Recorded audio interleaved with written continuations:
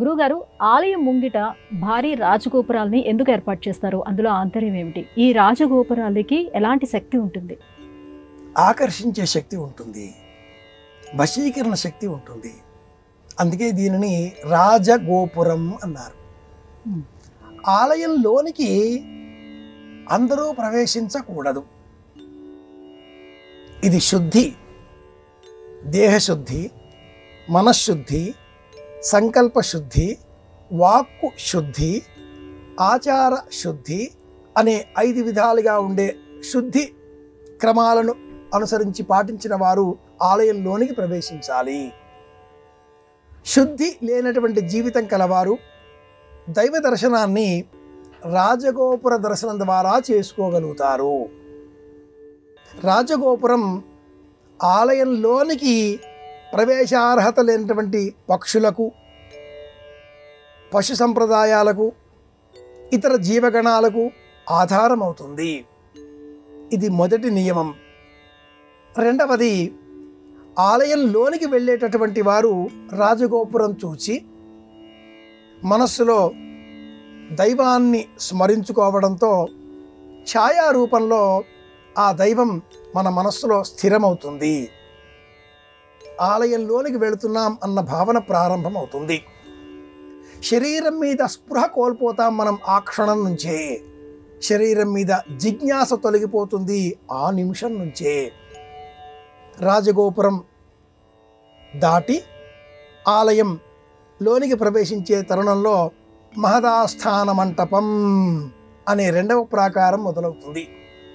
7 ప్రాకారాలతో సలక్షణంగా సశాస్త్రీయంగా రాజగోపురాలు 4 దిక్కులా ఉన్నటువంటి ఆలయం శ్రీరంగ క్షేత్రం. 21 ఎకరాల ప్రామాణ్యంలో అతి విశాలమైన ఈ ఆలయంలో 54 ఉప ఆలయాలు ఉండగా మహారాజగోపురం, మహదాస్థాన మంటపం, ప్రాకారం, అనంతరం ప్రధాన ఆలయం, అందులో 32 స్తంభ మంటపం, ఆ తదుపరి 16 స్తంభ మంటపం, అనంతరం మధ్యలో చతుస్తంభ మంటపం, అనంతరం మహా ఆలయం, అందులో ముఖ ఆలయం, మళ్ళీ అందులో గర్భ ఆలయం. తిరుమలలో స్వామివారిని దర్శించుకునే సమయంలో 7 ద్వారాలుంటాయి.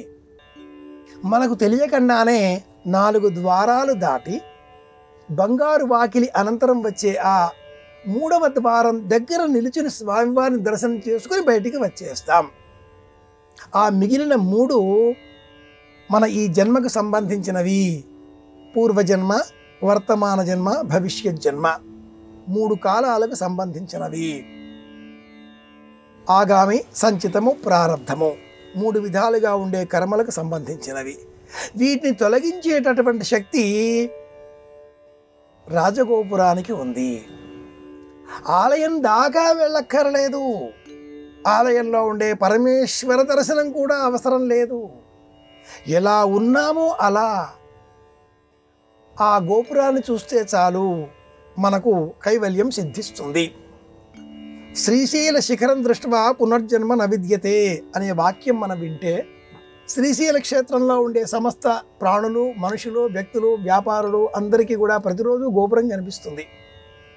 రాజగోపురము కనిపిస్తుంది, ఆలయము కనిపిస్తుంది, ఆలయ శిఖరము కనిపిస్తుంది, ముఖ్యంగా ముందు ఆ రాజద్వారం కూడా కనిపిస్తుంది. అలాంటప్పుడు రోజు మనకు మోక్షం లభించినట్టేనా? అలా కాదు కదా. కన్నులు మూసుకుంటే కూడా ఆ రాజద్వారం ద్వారా, రాజగోపురం ద్వారా ఆలయంలో ఉండే పరమేశ్వరుడిని దర్శనం చేసుకోగలగడం. అంతగా ఉండే ఆలయం, ఆ పైన ఉండేటటువంటి గోపురం, అంతకు మించి ఈ రాజగోపురం ఉంటుంది. ఇది వశీకరణ శక్తి కలిగి ఉంటుంది.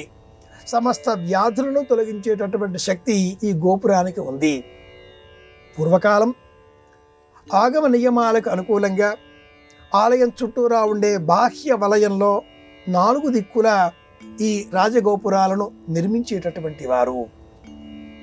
ఆలయ నిర్మాణ సమయంలో ఆలయ ప్రధాన గోపురం, ఆలయం మీద ఉండేటటువంటి 7 ప్రాకారాలతో ఈ గోపురం ఉంటుంది. రాజగోపురాలు 108 ప్రాకారాల వరకు ఉండవచ్చును.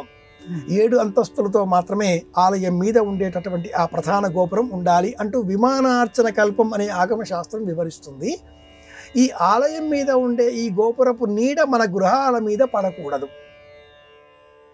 ఇది వాస్తుశాస్త్ర నియమం.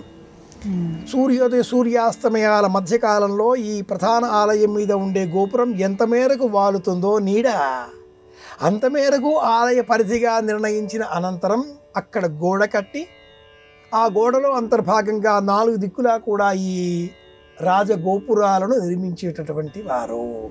ఇది ఆలయానికి సంబంధించినది అనేటటువంటి నిర్ణయం.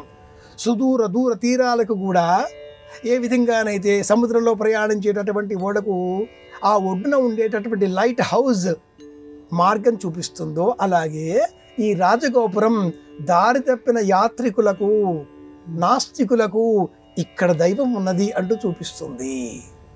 రాజగోపురం చూడగానే తెలిసిక పొరపాటుగానైనా ఒక్కసారిగానైనా దైవస్మరణ చేస్తారు అంటూ మనకు హరవిలాసంలో కావ్యం సూచిస్తుంది. తోవ తప్పిన ఆ సోదరుడు నిగమ శర్మ అక్కను మోసం చేసి ముక్కుపుడక ఎత్తుకుపోయి గోపురం చూస్తూ ఇక్కడ ఆలయం ఉంది, తినడానికి ఏమైనా దొరుకుతాయా అంటూ లోనికి వస్తాడు. దారి తప్పిన వారిని దారిలో ఉంచే లక్షణం కూడా ఈ గాలి గోపురానికి ఉంది. ఇది విషయం.